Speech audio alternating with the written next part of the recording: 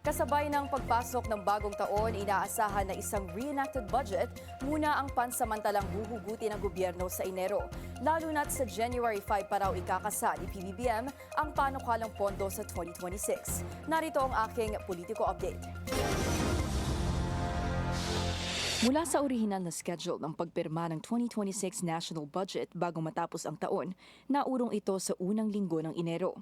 Sa isang mensahe sa Malacanang Press Corps, sinabi ni Executive Secretary Ralph Recto na by January 5, 2026, inaasahan na ang lagda ng Pangulo.